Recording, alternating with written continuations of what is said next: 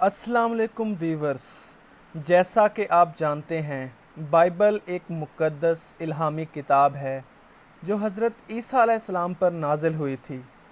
لیکن ایک اور بائبل بھی ہے جو انسانی ہاتھوں کی تخلیق ہے۔ ہم سب سے پہلے اس انسان کا تعارف آپ سے کرواتے ہیں۔ یہ تھامس جیفرسن تھے جو امریکہ کے تیسرے صدر تھے۔ یہ 1804 کی ایک شام تھی جب تھامس اپنے صدارتی امور سے فارغ ہو کر بیٹھے اور ایک عدد چاقو سے بائبل کے 2 نسخوں سے تراشے کاٹ کاٹ کر ایک اور رجسٹرڈ پر چسپاں کرنے شروع کر دیے۔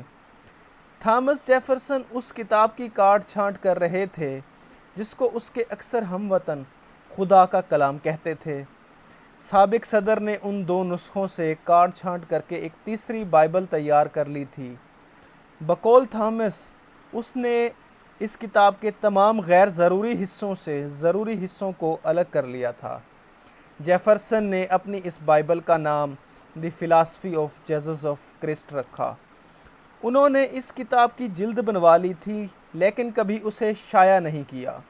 یہ صرف تھامس کے اپنے دوستوں کو لکھے ہوئے خطوط میں موجود ہے۔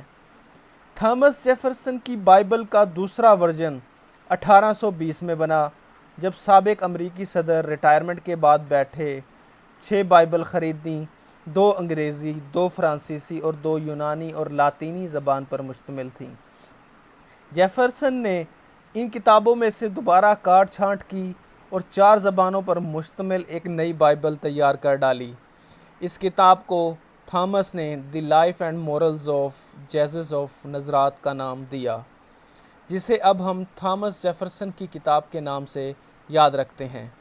اس کتاب میں حضرت عیسیٰ علیہ السلام کو بحیثیت ایک انسان اور بطور اخلاقیات کے استاد نمایاں کیا گیا ہے۔ اس میں حضرت عیسیٰ علیہ السلام کے دوبارہ زندہ ہونے اور ایسٹر کے تہوار کا کوئی ذکر نہیں۔ تھامس لکھتے ہیں کہ مسیح علیہ السلام خود کو بنی نوع انسان کے سامنے خدا کا بیٹے کے طور پر پیش کرنے کے مطمئن نہیں تھے۔